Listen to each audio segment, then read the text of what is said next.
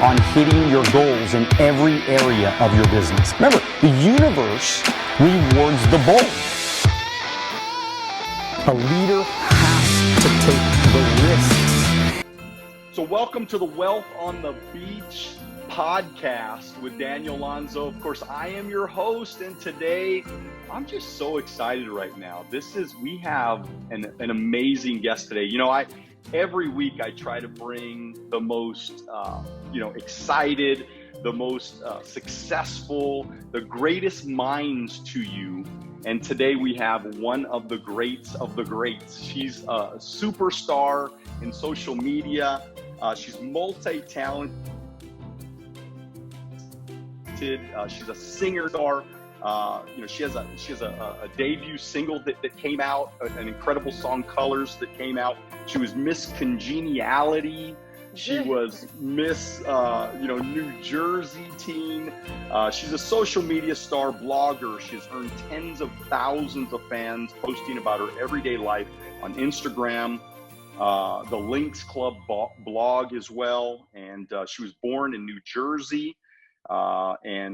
She is just a total absolute champion of champions. Hey, before we get started, we're going to talk about a lot of cool stuff today, Savannah.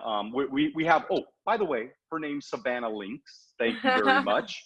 All that hype.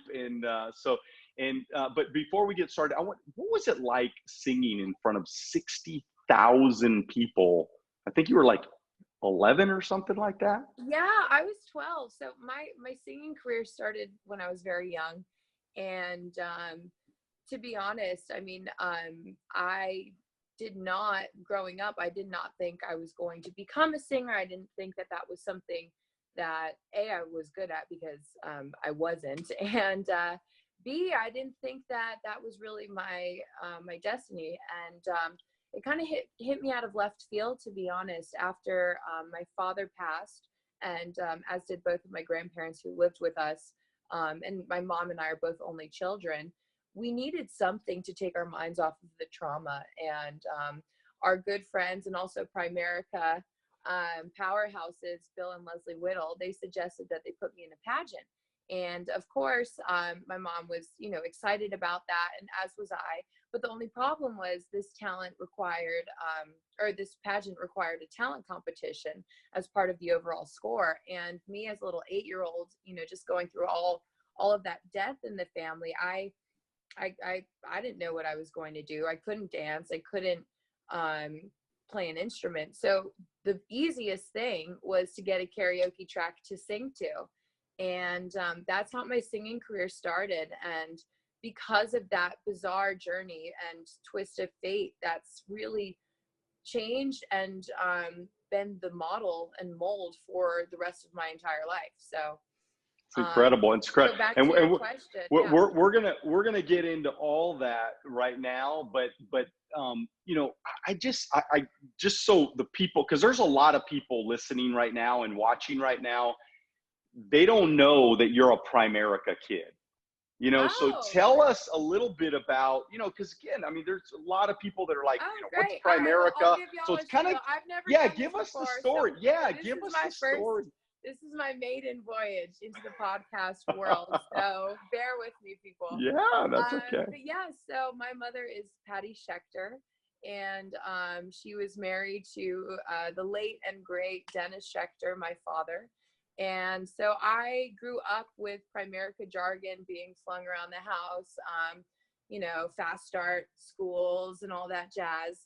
And so, I love attending the meetings with my mother. And recently I just got my life insurance license from the state of California. And I'm also studying for my Series 6, Series 7 exams, which they recently made more difficult. So you have to take more tests, which I don't enjoy, but I'm doing the work because, everyone likes a little green in their life. So that's it. Well, you might as well. Come on, you come. And by the way, just so you know, Dennis, your late father, he was one of my mentors. I'm serious. I still have videos of him on my website. I think I might have sent you a couple or something like that. And that's how much he impacted not only my life, but tens of thousands of people in Primerica, changed so many people. But he was such a smart dude. All right, like a smart. really bright dude. He was Yeah, too smart for his own good. He was. yeah.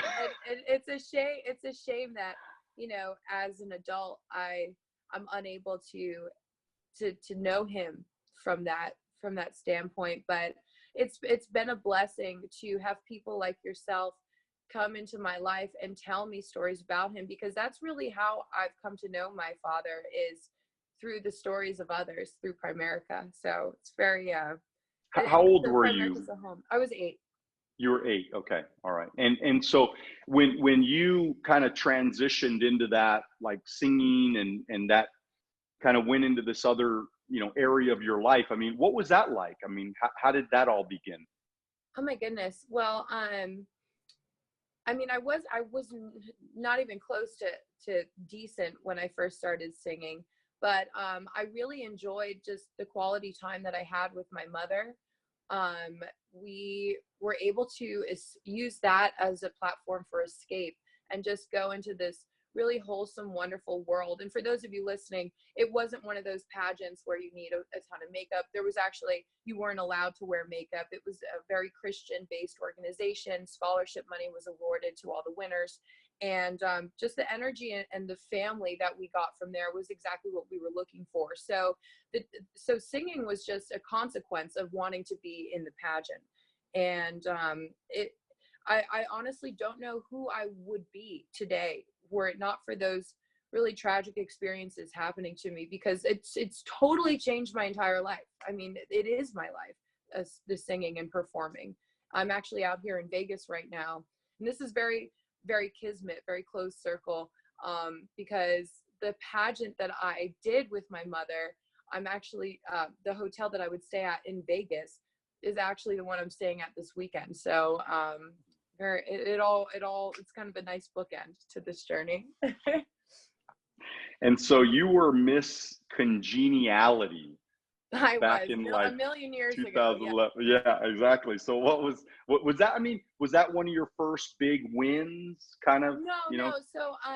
So I had competed in pageants, and then my first big win, I'd say, was when I won Miss New Jersey Teen USA in 2011. And then I went on to the Miss Teen USA pageant, where I placed in the top 15, and I won Miss Congeniality. And Miss Congeniality is the awarded actually by the other contestants who are competing against you, and it's given to the girl who they think has it was the most helpful, was the nicest, had the best energy of the pageant. So for my fellow competitors to award me that was really something special, because that's beyond the judging, that's beyond the physical.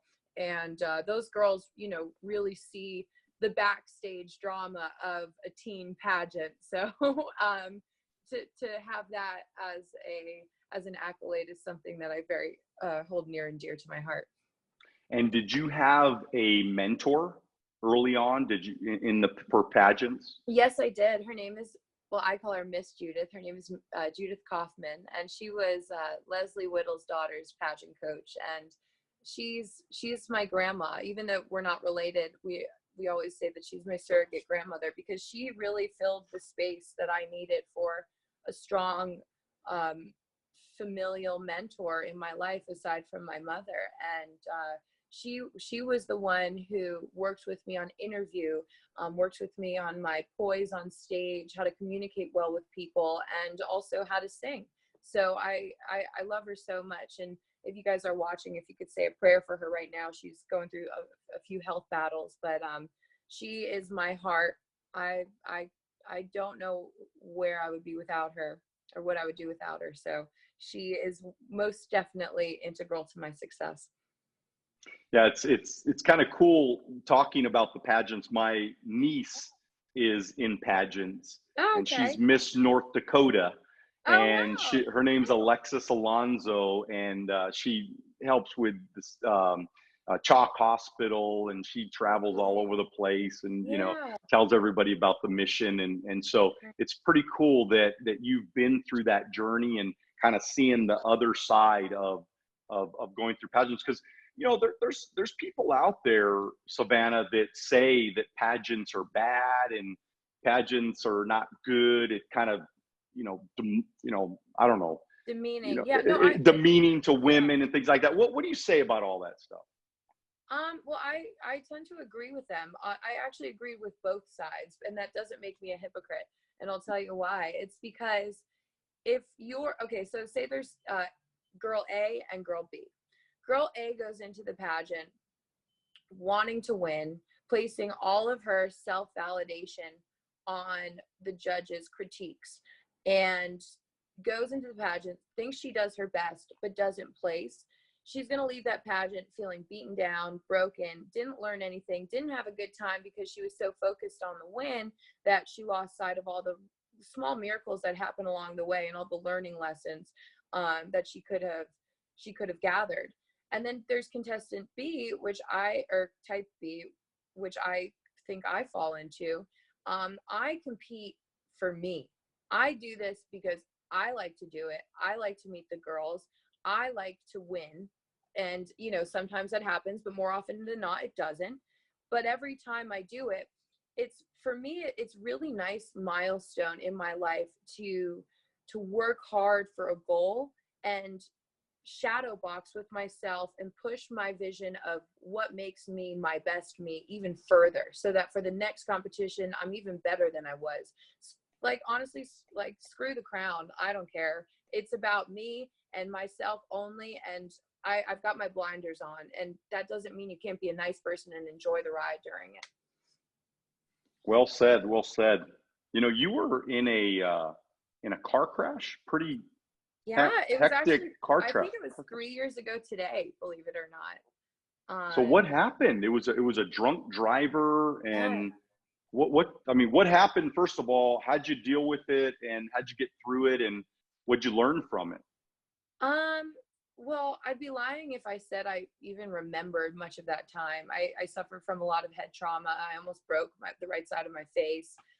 It was just swollen, and most of it was brain damage. And so I was out cold for 2 days. I was in the ICU, and I don't remember anything. But I'll tell you this was the craziest experience. So for me, that was just a blip. Like, it's almost, it's like it didn't happen to me, but people are telling me about it. So it was a drunk driver. He was coming home from the gay pride parade, and he hit 6 people. He fell asleep at the wheel, and I was in the turning lane, and I got T-boned and hit a wall. I mean, just craziness. But I was at the hearing for this man, and of course, when he was giving his testimony, all the people involved in the accident were asked to leave the room.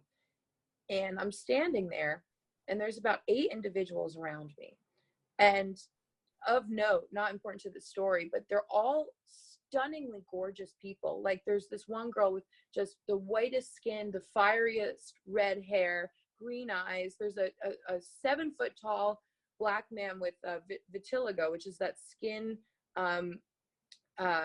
skin thing where part of their body is white. They kind of look like calico, and he was just like a stunning man. So everybody's very interesting looking. They all come around me, and they're perfect strangers to me, and they start crying and hugging me, and I'm like just dumbfounded. I don't know what's going on. And it turns out every single one of those people had a very big part in rescuing me from my vehicle, which was on fire, and getting me to safety, and communicating with the paramedics and getting me to the hospital. And so it was a God moment for me. And also, the girl who got me out of my car, the woman with the red hair, her name is Angel. So the irony and the perfection of that is not lost on me. And I definitely thank God every day that nothing worse happened.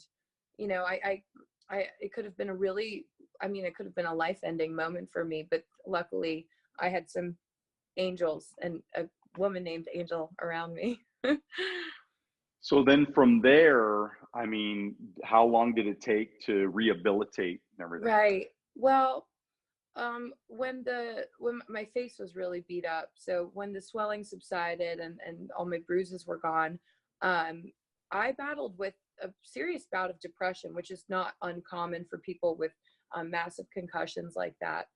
And it was just very strange time. I was in a fog, and the me you see today is nothing close to that me, where I have all this momentum. I wake up with energy. I'm ready to go. And I just was so lethargic, and I just didn't know where to pull from within myself to get back to this place of joy and happiness. It was very difficult, but with daily exercise and meditation and belief that I was getting better in a placebo effect, I did get better. And what goes up must come down, and vice versa. And I got through it. So great.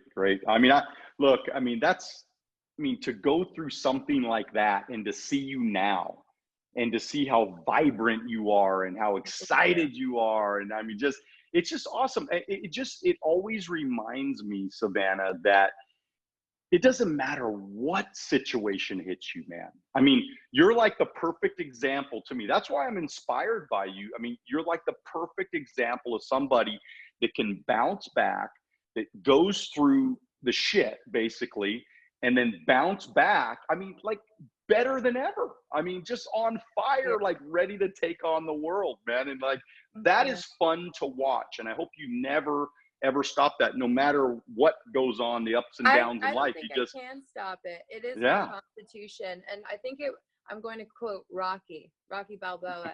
It's not if life punches you in the face, it's when it does, how hard you can punch back. And that's it. But that's true. And I expect greatness from myself. And I think for me, the worst thing I could feel is nothingness. And I did feel that in my depression after my accident, and other times in my life when I just didn't believe in myself, and I do have doubt. And that's the scariest thing. If you have anger, you can work with that. You can break up with someone and be like, screw them. I'm going to go to the gym and I'm going to show them. You can work with that emotion. But when you're feeling just empty within yourself, that's scary, because you don't want to try. And not wanting to try is the real enemy of true success. Good for you. I mean, obviously you've learned a lot from your mom. I mean, I'm just listening to you, and your mom is one of my heroes too. So it's like, I mean, come on, Patty she's a stud, man. Yeah. What's the greatest thing about your mom that maybe we all don't know about your mom too? Oh my gosh, some secrets about your mom too. My mom is hilarious. I mean, I'll tell you, she loves food. She loves old buildings. Anytime we go on a trip, she's always tapping the window. Savannah, look, did you see this building? Excuse me, sir, how old is this? How old is this? Oh, that's funny. Like, literally, we could be going by, I don't know, like a McDonald's, and not that bad, but she'll be like, how old is this building? And but my mom has just such a wonderful love of travel, love of learning history, and she gets things done. She's incredibly organized. My hotel room, I've been here for a few days. We keep things clean because that's how my mom brought me up. And that's been a great tool for me, because if your physical space is a reflection of your mental attitude, and if you're not organized with where you're living, then you got to clean out the closets in your mind. So my mom is just a powerhouse. She's been so active in the company lately, doing so many wonderful motivational speeches and traveling throughout the nation.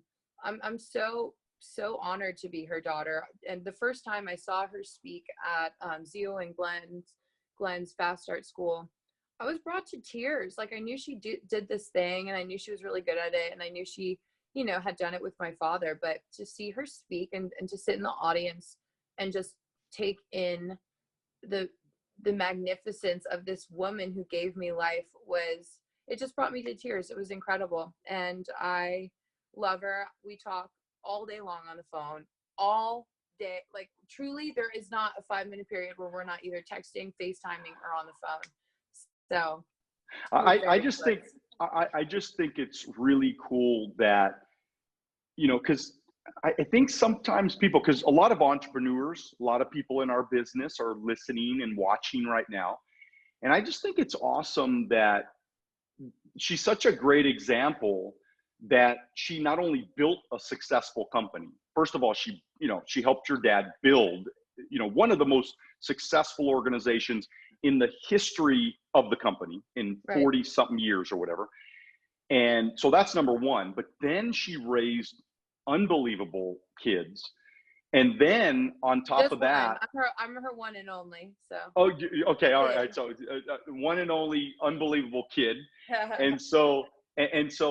imagine that. How cool is that she was able to accomplish all that, be able to bring you up, but then at the same time, be able to show you even now how powerful she is and what she did and to inspire. Because I don't know about you, but I want to inspire my kids, man. I don't want to just exist. I want to inspire my kids. I want to succeed, but also want to inspire them, to let them know that anything's possible. And I think your mom showed you that, right? I mean, is that something that you learned from your mom? Yes. I mean, she came from a bad area in New Jersey, born and raised to very hardworking blue collar parents. And she just wanted more from her life. Not that there was anything bad with her way of living. She came from a loving home. But she just wanted to see all the wonderful things that the world had to offer. And she was determined to go out and get it. So that was her end goal. And she did it, which is awesome. Love it. Hey, Savannah, some people, they might be saying, because we're going to talk a little bit about social media. I want you to. Excuse me, can you come back? Can you come back in like an hour, please? Thank you. Housekeeping. Okay. So where was I? Okay. So some people, because we're going to talk about social media. Okay. And obviously you work very hard on building your social media. Is that correct or no? No. How much effort have you put in the last I'm gonna edit year? A lot of the things you said, but it's actually a very teachable moment for me. So during that wonderful introduction, I was kind of introduced as a social media kind of phenom, which I appreciate. But to be honest, that's exactly the reason why I have been pushing myself even harder these days, because I'm a singer. And when I'm introduced recently, I'm either introduced as a pageant girl, a model, an actress, or an Instagrammer, influencer. I am a singer. And because that's not known about me, I'm not doing something right. That's what I'm putting off to the world. So with that being said, I was on Instagram last Thursday and I was researching like auditions, whatever. And I've always had this dream of having a show on the Vegas Strip and being the lead singer. So I saw this audition that took place yesterday at the Luxor Casino. And I said, you know what the hell? I'm going to go out there and I'm going to audition. And guess who got the damn audition? I got the part. So now I am going to be in rehearsal for a show, and I'll let you know that closer to the time I'm doing it. But yes, I got the lead role, and I'll be on the Vegas Strip very shortly. So congratulations, Savannah. That's incredible. Thank you. I mean, so you're telling me you just like, how long was this in the process, or you just said, hey, I'm coming out for an audition and we're Thursday you decided? I saw the flyer Thursday night at like midnight. Friday I made my flight and hotel reservation, and Sunday night I flew out. Oh my goodness. Well, isn't that a great lesson though for everybody listening right now? If you have something, and obviously you've heard me say before, do it now, do it now. Just freaking do it. I'm not ready. Do it. I wasn't my readiest. I was like, screw this. I'm so sick of hearing myself being like, oh, well, I should do this first. I should do that. That is an excuse, and it's lame. Just baptism by fire, baby. Just throw yourself in it. And if you're a champion, you'll figure it out. You will figure it freaking out. And I'm sick of just sitting around waiting for my singing career to happen, because even though I believe and know that I'm talented, even though I know I have the drive, it's so difficult kind of creating and configuring that roadmap for myself. There isn't any like written step book, which I wish there were, but that's kind of why it's so difficult and sought out to be a professional actor or singer. You got to figure it out. Your path is your own. And it's kind of like you're walking through the jungle with a machete, kind of being like, well, maybe this way. Sometimes you come in front of like a waterfall or a cliff. And, you know, at this moment, I just was staring opportunity in the face. And I don't know about you, but I can't go to bed if I'm like, shit, I really need to be there. I feel I need to be there. So I just did it. I said, screw it, I'm going. So I did it, I got it. And now my life is going to change. And, so with that, back to after that tangent, Instagram is a really handy vehicle for me to show kind of a visual resume of what I'm doing. But the truth of the matter is I haven't been doing as much as I want to do, which is exactly why I don't look like a singer on my Instagram. And so I'm very, very pleased to say that from this point forward, and I've also been in the studio, and my EP is coming out this July. And I'll be gigging around the Los Angeles area come August. So lots of irons in the fire. And so that visual platform for me is going to take a huge turn for the better. But really Instagram is just a conduit for me to say stupid stuff when there's nobody around me and have an audience who listens, and also, you know, have a little bit of engagement that is closer to home. I see so many girls posting these sexy pictures all the time, and there's just no substance to it. And even though I'm not one to not post a sexy picture, you know, I do that on occasion. On occasion. I mean, yeah, on occasion. Why yeah, not? a lot of occasions. Yeah. I really try to create an accurate depiction of all the sides, all the things that make me me, whether I'm, you know, being bubbly, or I'm volunteering, or I'm singing, or I'm doing something with film or fitness modeling at the gym. Those are all pieces of me. There is not one Savannah that could exist without the others. And so having a dynamic profile that really is an accurate representation of me, rather than just this veneered facade of a girl who wants to be Insta famous, is not something that, you know, that's not something that I've wanted. And so I definitely try and curate my page to reflect that. Good for you. People say, well, I mean, but people do say she's beautiful and it's easy for her. You know, you don't know my situation. And again, this goes on any level. I mean, there are people everywhere that will say stuff like that. And, you know, how do you respond when people say stuff like that? Well, y'all haven't seen me 30 pounds heavier, which can happen like this. I got real chubby in college, man. I got real chubby off those dollar slices of pizza in New York. But it takes work, man, to be your best and to be beautiful from the inside out. That takes work. And also those people who are saying it don't love themselves because they're not doing that work.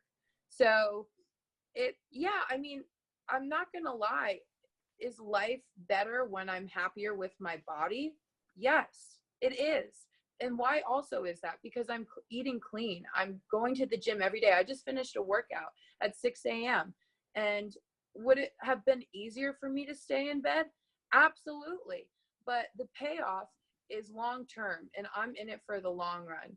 And that's the sacrifices that you need to make. And it's not easy. It's not easy being consistent. And so let's talk about that, because, you know, so how do you wrap your brain around getting up at 6 o'clock in the morning? I mean, because there's a lot of people that make a lot of excuses. So how do you overcome that feeling of not doing it and to just do it? Nike promotional insert right there. I'm human, and the last I tend to go on this very interesting pattern I've noticed about myself, just kind of as an observer of, and I think that's a really great tool for everyone to see what in your life do you do over and over that's kind of a pattern, the way that you work. And I'm kind of like in the story of the tortoise and the hare. I am the hare. I am the one who's going to sprint and wave at you back while I'm running backwards, like, haha, and then be like, oh, there's the finish line. Let me just go grab a Starbucks or something, and everybody's going to be behind. I get back out. Everyone's already fast. Everybody's already past the finish line, and I'm in last place. That is so my life, because I push, and then right before I get that victory, I coast, and then it's just up to climb that mountain again. And so, with that being said, waking up at 6 a.m. and it's not always easy. The last 6 months, I kind of had a dip in my belief in myself. I didn't know where I was going or how I was going to manage to become a singer in a show.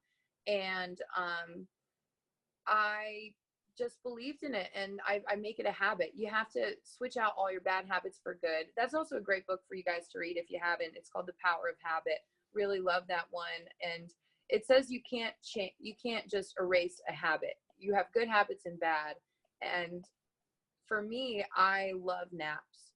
Nap time is a great time for me, but I don't get any work done. So I've replaced my napping habit with going for a walk or a jog at the end of the day, instead of just powering down, just pushing through, and just exercising that self-discipline muscle. And I know that, I mean, you're big on, I mean, obviously fitness is your, this is big for you. And as far as working out but eating clean, I mean, what does that mean to you, and how important is that?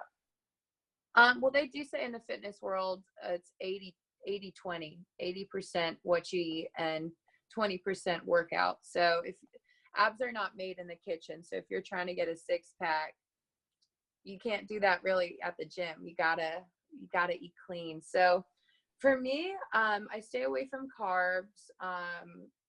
I try not to eat a lot of red meat. I eat a ton of raw vegetables, no sugar, some dairy, no cheese. I mean, it's really not that exciting. I feel like I'm boring. I'm boring myself right now. But, no.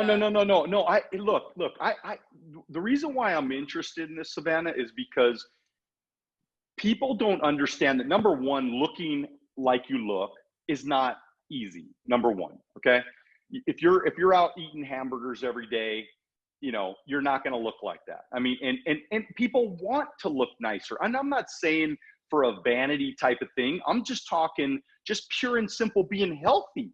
Like, yeah, I feel so much better. Like, truly, honest to God, I feel so much better when I take care of myself and I drink water and I do all the things. It's a chemical thing. Your brain is chemistry, and that food interacts with you and just messes up your microbiome so that you're not able to perform at your highest functioning self. So, having all the houses in your life, whether it's love, finance, family, and health, you can't have one without being one out of order and still be a balanced person. So that's kind of how I take it. And so that's why I get excited about this subject, because I just feel like even in the business world, because a lot of business people are listening right now, and they have to remember that, it doesn't matter whether you're a model or you're a singer, you want to look attractive. If you're going to build a business and you're going to recruit people and grow your organization, you have to look attractive. Like, if you're 400 pounds overweight, in my opinion, you're not going to be as attractive to somebody that wants to come into business with you. And so you got to check yourself and go, wait a minute, I got to get my mind right, my body, my health right, because even on an energy level, right, you got to be energetic. You got to have some fire in your in your soul. So what do you think about that? Well, what I always say is I am my business card. And what that means to me is I am handing you a clean, not bent, not crumpled, not torn business card. This is me. And that's what you get when you see someone. First impressions do matter.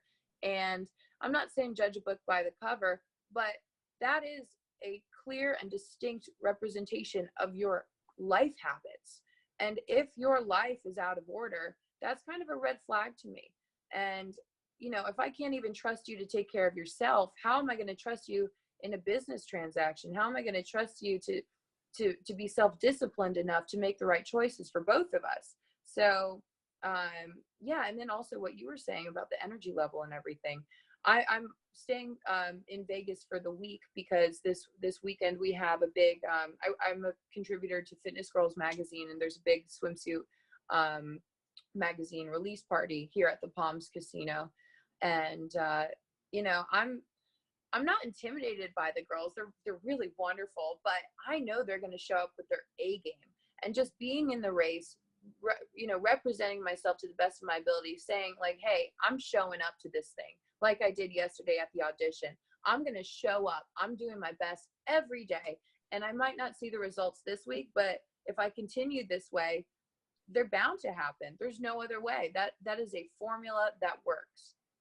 And you got the right mindset. I hope you guys are listening to this mindset that she has, because this is the mindset of a champion, the mindset of a winner, and you got to get this. And so, actually, all right, Daniel, I'll tell you a funny anecdote.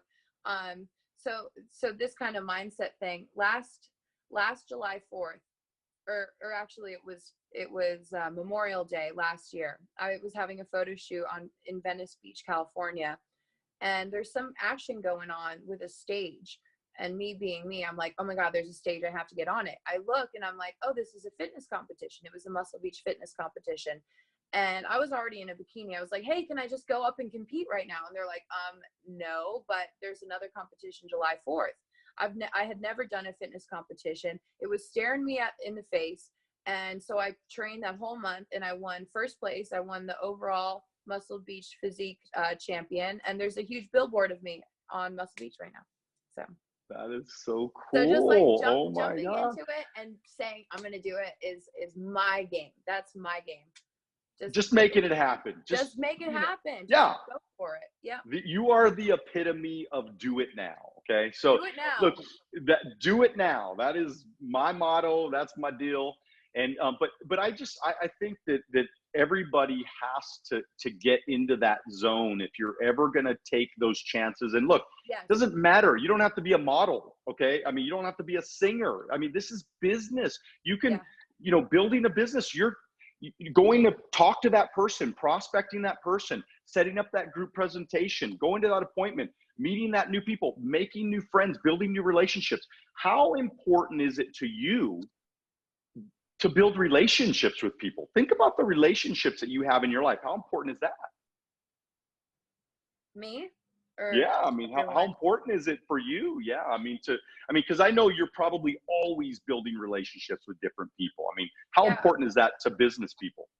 I mean, I talk a lot, so I pretty much built a relationship with this curtain right here. Just, just talking all the time.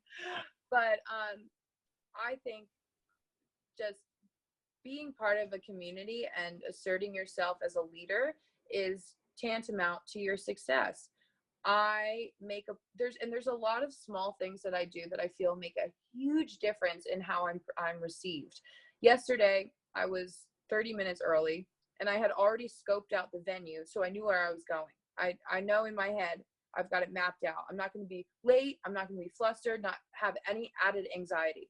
I go there. I'm the first one there. Always good to be absurdly early. You are on point. I shake the hands and make a point to introduce myself to every person there, whether it's a person I'm competing against, auditioning with, or auditioning for. Just introduce yourself. That small act of, hi, I'm Savannah, makes such a big difference. And they'll remember you. Like, oh yeah, she's precocious. She said hello. She's not afraid, and kind of just like scurried along in the line. This is your time to really present yourself. And whether you're, prospecting somebody to work with Primerica or, change their life or financial stability, this is the things that garner trust and also communication and a feeling of camaraderie, where they're not going to be like, oh, she's just in it for herself. She just wants to get in, get out, or in your case, get their money and then leave. See people as a person, see eye to eye, and build that relationship like that. Good stuff. Good stuff. All right, we're going to kind of wrap it up. I got some real quick questions for you. I always kind of like to do this. And so what would you say is one of your favorite places to hang out? My favorite place to hang out, I don't know, like a first class lounge in an airport, probably, because there's lots of free food, free drinks, and it means I'm going somewhere. I like that. I like that. All right, what is your spirit animal? Oh, I love this. Oh my God, I love that question. That's my favorite question. That's my favorite question. Well, I guess it'd be a lynx. So my real last name is Schechter. But I changed when I was in college. I changed my last name, not legally, but my stage name to Lynx, because I just feel very feline and ferocious. And also it's kind of catchy with my first name. But my true spirit animal, my true spirit animal, I think is a peregrine falcon, because they're sharp, they're observant, they're hunters, they're predatorial, but they're also the fastest animal in the world. Not land animal, but fastest animal in the world, but only when they're falling. Their free falling dive is recorded as the fastest of any species known to planet Earth. And so that's very, very me, because I can win the race, but just be sure that I, pull back up before I hit the ground. So, free fall, but have a plan. I've thought about that question a lot, obviously. What's your favorite book? My favorite book, American Psycho. Okay. Wow. Okay. I love American Hello. Psycho. I actually just got the signed copy. So. Well, we just learned a lot about you right now, and we only needed 1 second to learn a lot about you right now. That's because I'm from New Jersey. That was good stuff. I like it. I like it. Favorite comedian? Do you have a favorite comedian? My mother. Okay. All right. And then favorite food. What do you love to eat? Ooh. If you could just, on your cheat day or whatever. Oh my goodness. Dude, I like everything, but I like a good steak. I think just a medium rare. Like, I like the fat. A lot of people with their fork and knife, they put the fat to the side. I eat all of that. I love a good steak. Good. All right. And then what's the ultimate dream? What's that ultimate dream for Savannah Lynx? Not to be so cliche or anything, but that feeling of fulfillment and a job well done will always be my favorite feeling. It's something to do with just pride and gratitude in yourself. And I'm my best person. I'm the nicest when I'm happiest with me. I'm the most giving, and my relationships and everything else falls into place when I've really done my best, and my life is the one that I want to design. So good for you. Hey, Savannah, how do we, one other question. Are you ever going to change back to Schechter, or are you going to always want everybody to know you as Lynx? How do we? I mean, Schechter's a little too, not sexy for a Vegas showgirl. So I think Lynx for the time being. But I mean, if I ever want it, obviously, if I want to get really involved with Primerica, it'll be Schechter. But for all intents and purposes, as my career to stardom continues, Savannah Lynx is who I show up. Yes. Good. So how do we? So I know there are people right now. They're listening, watching, and they know people in the entertainment business. They know contacts. They have people, or who knows? Somebody may get a hold of this and say, I like her. I want her to come, and I want to get in touch with her. I want to figure out how she can sing for us or whatever. So how do we get in a hold of you, and tell us a little bit about that? Yeah, I mean, honestly, right now, my best platform is Instagram, and it's at Savannah Lynx, SAVANNAHLYNX. And you can just direct message me there, or contact Daniel and send him a message, and he'll relay you to me. But also something of note is, in the last year, I've started you mentioned during your introduction of me, the Lynx Club blog. It's actually a 501c3 charity. So what I do is I sing for sick kids in the hospital. I go and visit them quite frequently, and it's based in women's empowerment. I have these really great events, raise money for charities, and donate money to causes. And I'm very big in helping the homeless. I volunteer on Skid Row. I do rallies, also feed and clothe the homeless on the streets of New York. So that's been always a big thing for me. So if you're looking for collaborative efforts with a existing charity, also the 501c3 tax exempt status is pretty sweet, which is hard to get. So let me know if there's anything that you'd want to do cross-pollination wise. I love it. I love it. Well, I'm out in California, so come out and see us anytime you get a chance. Oh my God, my mom is calling me. Oh. We just lost you for a quick second. That's okay. Tell her we said hi. I will. Okay. I told you we're always on the phone. That's so cool. That's so cool. Hey, look, I just want to remind everybody, share this podcast like crazy. Tell the world about Savannah Lynx, because she's gonna take over the world one day. She's an amazing singer. I was listening to all your YouTube songs this morning, and she's on YouTube. She's got all kinds of stuff. Really. But go check her out. I mean, you're pumping me up. I'm not really on YouTube. I did a song that was marginally popular a bunch of years ago, but this is the real Savannah coming out to you now. There's going to be fresh music, fresh performances. I will let you know, and you have to be there when I perform in LA, please. Yes, I will. We'll definitely be there. Share this podcast. Follow Savannah on Instagram. We're still signing. By the way, we're still signing people up every day for our Wealth on the Beach Club. It's 1 hour with me.